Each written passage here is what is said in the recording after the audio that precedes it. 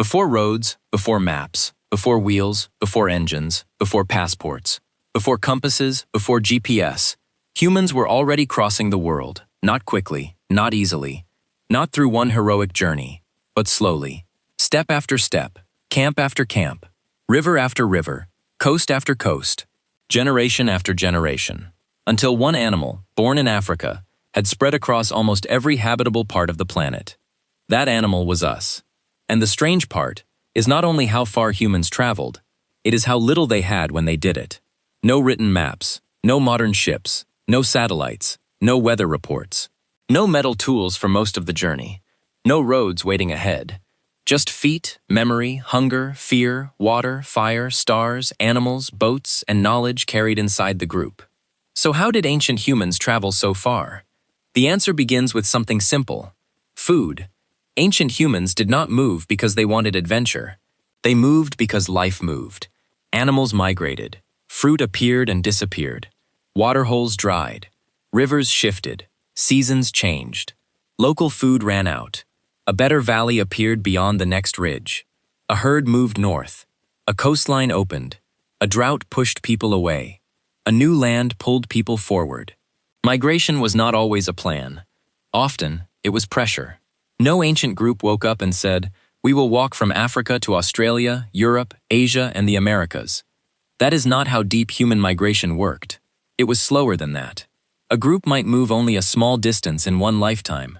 A new hunting ground, a new river bend, a safer valley, a coastline farther east. But if the next generation moves a little farther, and the next does the same, those small movements become enormous. From far away, it looks like a continent-crossing migration. To the people living it, it may have felt like ordinary survival. Move where food is, move where water is, move where children can live. That is how humans cross the world. Not as one march, as a ripple. Now look at the human body. We are not the fastest animals. A horse outruns us. A big cat destroys us in a sprint.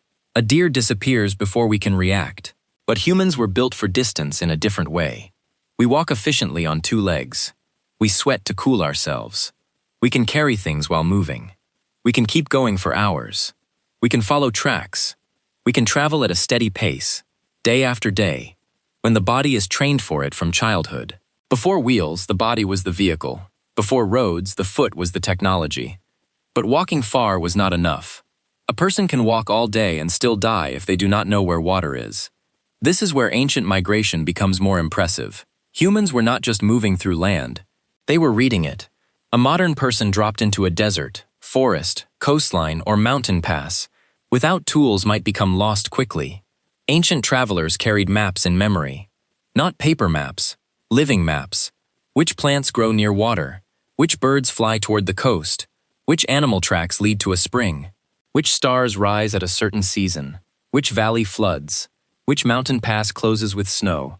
Which river can be crossed in the dry season? Which trees mean food nearby? Which silence means danger? This knowledge was not invented by one person. It was built by generations. An elder remembered a route. A hunter remembered tracks. A grandmother remembered a plant. A child learned where not to drink. A story preserved the warning. A song could become a map. A landmark could become sacred, because forgetting it could kill you. Before written maps, the world was stored inside people. That may be the most underrated reason humans traveled so far. We did not only have legs, we had inherited memory. Now move the map back to Africa. Modern humans evolved in Africa, and over time, some populations expanded outward. There were likely multiple movements, not one simple exit. Some routes passed through northeast Africa toward the Levant. Others may have followed southern routes near the Red Sea and Arabia when climate and sea levels made movement easier. The exact routes are still debated, but the larger point is clear. Humans did not leave Africa by overpowering the planet.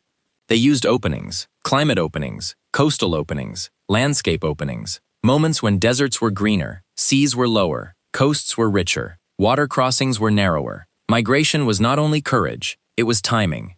The planet opened doors, and humans walked through them. Now move east. Coastlines became one of the great highways of prehistory. A coast gives direction. Food, shellfish, fish, birds, seaweed, freshwater streams, caves, shelters. A coastline is both road and pantry. Keep the water on one side, move to the next bay, the next river mouth, the next shellfish bed, the next shelter. Over generations, that kind of movement could carry people enormous distances. Then came one of the greatest ancient crossings, Australia. Even when Ice Age sea levels were lower, reaching Sahul, the ancient landmass that included Australia and New Guinea, still required crossing open water. There was no complete land bridge all the way from Southeast Asia. That means early humans used some form of watercraft, not modern ships, probably not advanced ocean canoes, maybe rafts, simple boats, or other craft that did not survive in the archaeological record. But the crossing happened. Evidence from northern Australia suggests humans were there around 65,000 years ago. That is astonishing. Long before famous ocean voyagers, humans were already solving water. We may not know exactly what their boats looked like. Wood rots, fiber disappears, rafts vanish. But the people arrived. That fact alone tells us something powerful. The ocean did not stop humans. It became another problem to solve. And water travel did not have one design. Different worlds created different boats. Some people carved dugout canoes from tree trunks. Some bundled reeds into floating vessels. Some stretched animal skins over frames in colder regions where wood was scarce. Some made rafts for rivers. Some made canoes for lakes and coasts. Each boat was a local answer to a local problem. What material exists here? How rough is the water? How far must we go? What must we carry? A boat was not just transportation. It was a conversation between humans and water. Now move north. During the Ice Age, huge amounts of water were locked in glaciers. Sea levels dropped. Land appeared where ocean exists today. One of the most important places was Beringia, the land bridge between Siberia and Alaska. Today, water separates Asia and North America. But during parts of the Ice Age, people could move through a vast northern landscape. Cold, harsh, difficult, but not impossible. People could follow animals, rivers, coasts, and seasonal resources into the Americas. Again, this was not magic. It was geography. The Earth temporarily changed shape. Humans used the opening. But entering the Americas was not one simple walk. Ice sheets, coastlines, and routes are still debated. Some people may have moved through inland corridors after ice retreated. Others may have followed coastal routes. The details are complex, but the human truth is simple. The world shifted, and humans moved with it. Now move across the Pacific. This is where ancient travel becomes almost unbelievable. Polynesian voyagers crossed huge distances of open ocean without compasses, engines, or written charts. They reached islands separated by hundreds and sometimes thousands of miles of water. This was not accidental drifting. It was deliberate voyaging. They carried plants, animals, food, tools, families, knowledge. They were not simply surviving a storm. They were founding new worlds. Their canoes were masterpieces of purpose. Double-hulled vessels and outrigger designs could carry people and supplies across dangerous water. But the true technology was not only the canoe, it was the navigator. A Polynesian navigator read the ocean like a text, stars rising and setting, the direction of swells, the feeling of waves under the canoe, clouds forming above islands, birds flying out in the morning and returning at night, changes in watercolor, wind, weather, memory. A modern person sees empty ocean. A navigator sees signs.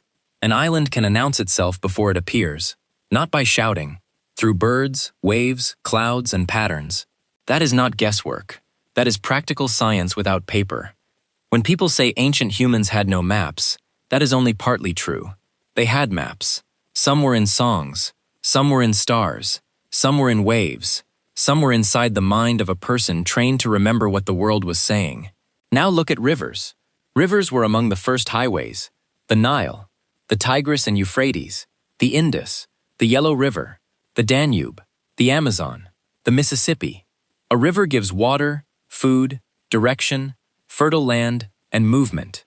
Walking through forest or desert can be slow.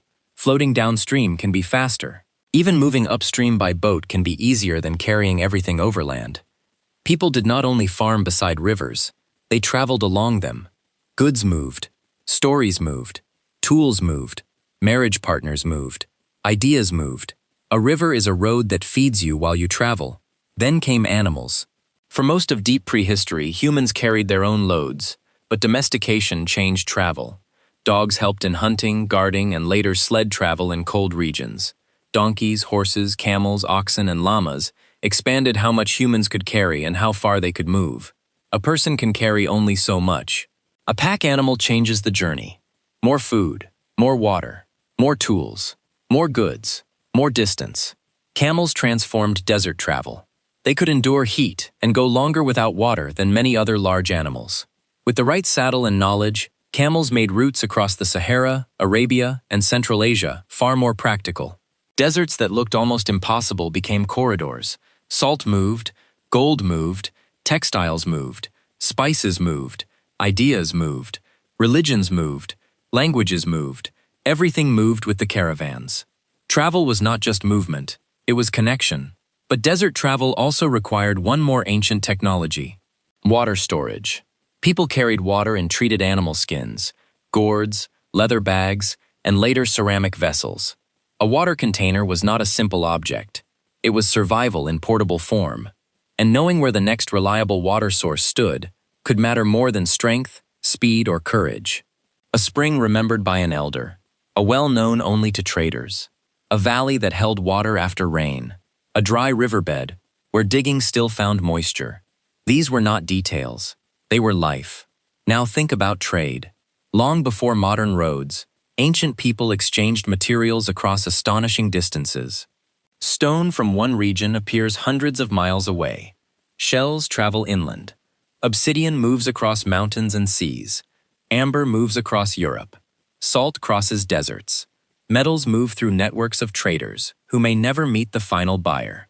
This means ancient people were more connected than we often imagine. Not every person traveled the full route. An object could pass from hand to hand, group to group, camp to camp, market to market. But the object moved. And when objects move, information moves with them. A new tool design, a warning, a story of distant people, a ritual idea, a better method. Ancient travel did not only spread humans, it spread culture. Now we should pause on something most stories ignore. Not every journey worked. Many failed. People got lost. Boats sank. Water ran out. Children died. Storms destroyed vessels. Conflicts happened with groups already living in a place. Weather shifted. Animals disappeared. Snow blocked passes. Rivers flooded. The fact that humans reached nearly every habitable landmass does not mean every attempt succeeded. It means enough attempts succeeded. The failures disappeared into silence. The successful journeys left descendants. That is the hard truth behind ancient migration. We remember the routes that worked because living people came from them. The dead-end journeys left almost nothing behind. Ancient travel required courage, but it also required timing. You do not cross a desert in the worst heat if you can avoid it. You do not sail when winds are against you. You do not cross mountains when snow closes the pass. You do not leave without knowing where the next water might be. A route is not only where you go, it is when you go. That is why seasons mattered. Stars mattered. Animal migrations mattered. Rainfall mattered. Plant cycles mattered. Time itself was part of travel. Now look at the harshest environments. The Arctic required clothing, sleds, dogs, ice knowledge, and the ability to read snow. Deserts required water storage, shade, night travel, and memory of wells. Mountains required passes, weather knowledge, and strong bodies. Forests required plant knowledge and tracking. Open oceans required boats and navigators. Every landscape demanded a different intelligence. There was no single ancient traveler. There were desert travelers, river travelers, coastal travelers, mountain travelers, forest travelers, ocean travelers. Each carried a different library of survival. That is the real secret. Not feet alone, not boats alone, not animals alone. Knowledge. Humans traveled far because they remembered far. A child learned where water hides. A young hunter learned which star marks direction. A sailor learned the swell that points home. A desert traveler learned which valley has a spring after drought. A river trader learned where the rapids become dangerous. A mother learned which season to move camp. A group learned which strangers were safe and which were dangerous. Travel was memory in motion. And today, scientists are still reconstructing those ancient movements through bones, tools, languages, and DNA. Genetic research can show ancient connections between populations separated by huge distances. Stone tools can reveal routes. Shells and obsidian can reveal trade. Burials can reveal ancestry. The old journeys are not completely lost. They are written in the bodies of living people and in the objects left behind. Now step back and look at the whole map. Africa to the Levant, Africa to Arabia, coasts across Asia, sea crossings to Australia, Beringia into the Americas, rivers through continents, caravans across deserts, canoes across the Pacific, sleds across snow, feet across grasslands. This is not the story of primitive people wandering blindly. It is the story of an animal that learned to turn the planet into routes. A river became a road, a star became a compass, a bird became a sign of land, a camel became a desert machine, a canoe became a floating village, a land bridge became a doorway between continents, and memory became a map. So how did ancient humans travel so far? They followed food, they followed water, they followed animals, they followed coasts, they followed rivers, they crossed land bridges when the sea fell, they built boats when land ended, they stored water when deserts demanded it, they trained animals when loads became heavy, they watched stars when the ocean swallowed the horizon, and they passed knowledge forward when writing did not exist. They did not need to know they were changing world history. They only needed to survive the next journey, and the next, and the next. That is the power of slow movement.